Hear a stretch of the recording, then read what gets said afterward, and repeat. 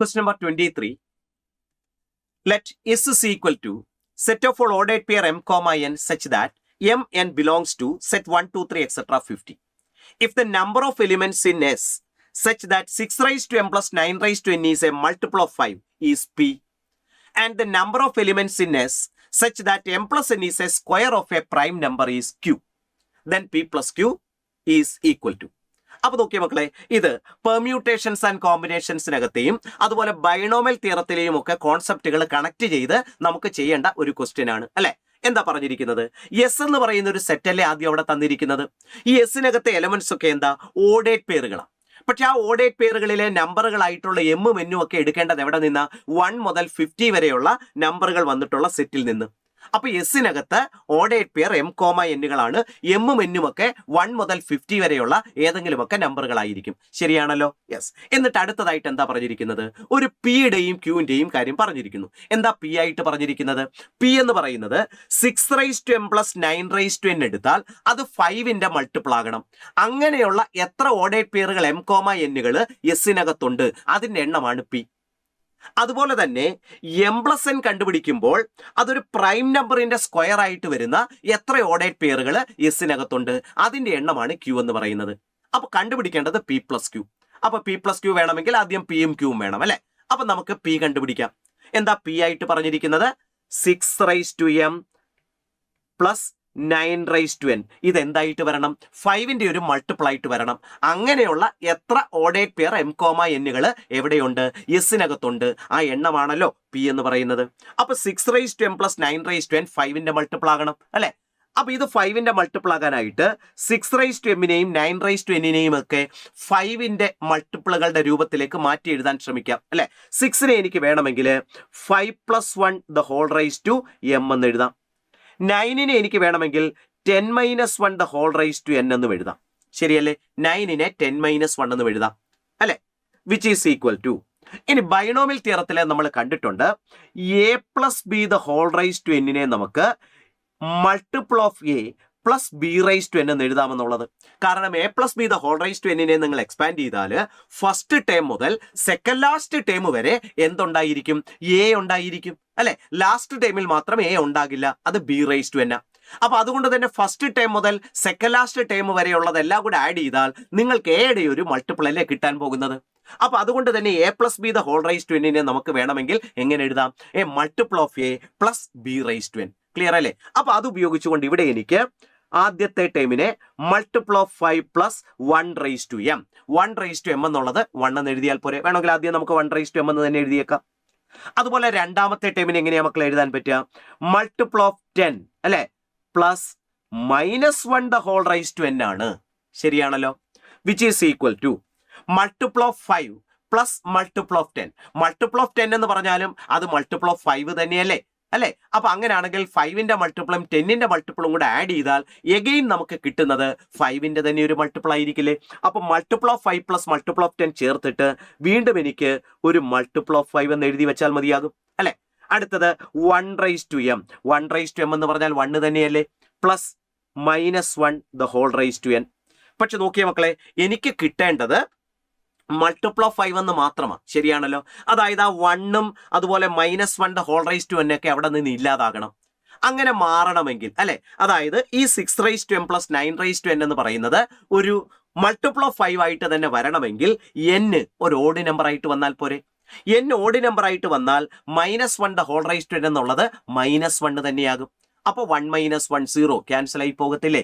എന്നാൽ n ഒരു even number ആണെങ്കിൽ എന്താ സംഭവിക്കുക? Minus 1 the whole raise to n 1 തന്നെ കിട്ടും. അപ്പോൾ 1 പ്ലസ് 1 2. അപ്പൊ അവിടെ മൾട്ടിപ്പിൾ ഓഫ് 5 പ്ലസ് 2 എന്നായി മാറും.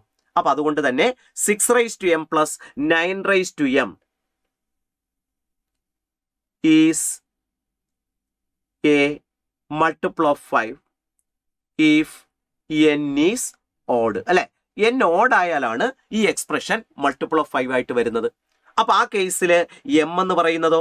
എം എന്ന് പറയുന്നത് എന്തുവാകാം? കാരണം 1 റൈസ് ടു എം എന്നായിരുന്നു അല്ലെ. എമ്മിന് ഏത് നമ്പർ ആണെങ്കിലും അത് 1 എന്ന് തന്നെ വരുള്ളൂ. അപ്പൊ എം ഏത് നമ്പറും ആകാം, പക്ഷെ n എന്ന് പറയുന്നത് എന്തായിരിക്കണം? ഓഡ് ആയിരിക്കണം. That is m is equal to any number and n is equal to odd. ഇങ്ങനെയല്ലേ മക്കളെ വരുന്നത് അല്ലെ? അങ്ങനെയാണെങ്കിൽ m എനിക്ക് എത്ര തരത്തിൽ എടുക്കാൻ പറ്റും മക്കളെ?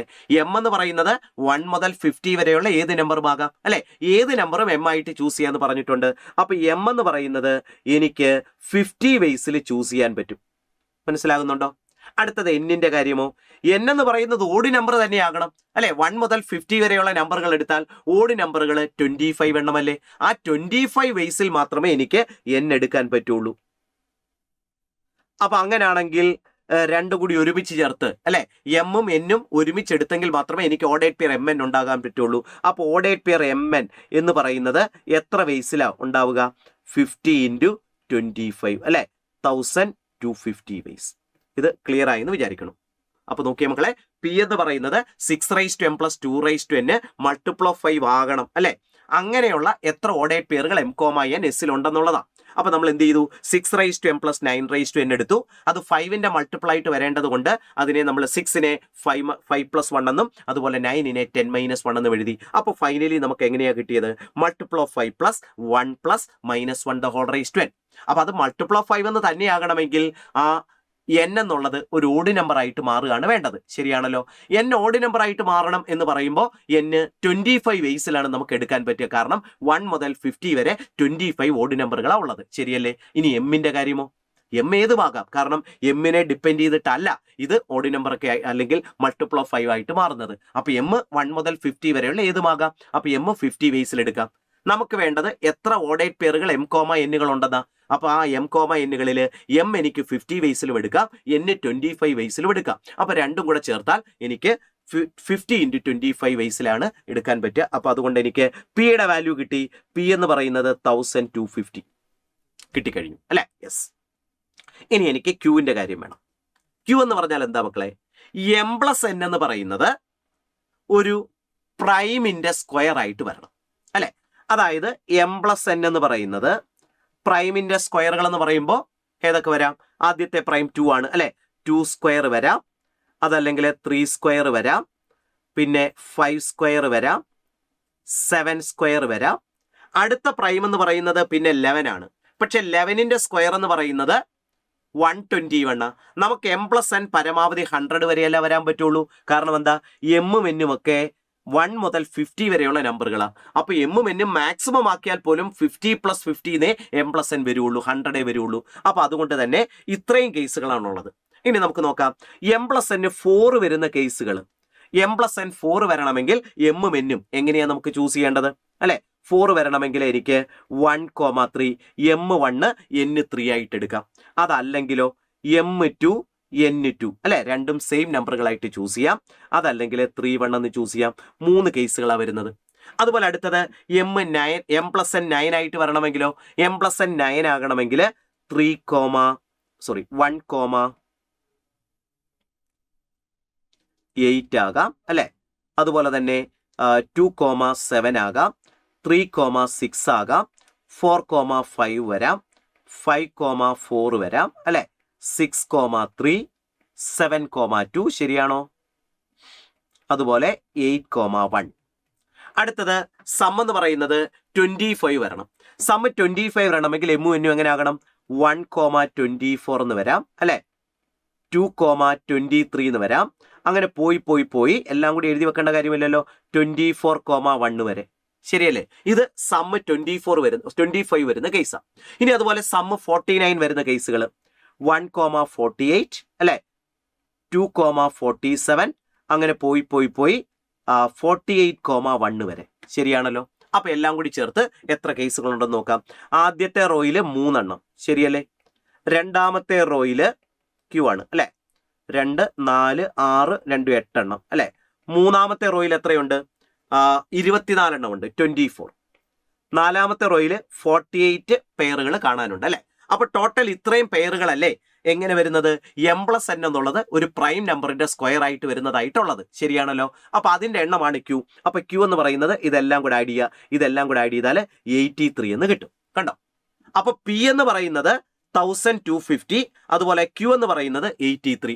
കണ്ടുപിടിക്കേണ്ടത് പി + ക്യൂ ആണല്ലോ. therefore p + q is equal to 1250 + 83 എന്ന് കിട്ടും. അപ്പൊ ഇത് കാൽക്കുലേറ്റ് ചെയ്താൽ 1330 33 എന്ന് കിട്ടും. So the final answer is 1333.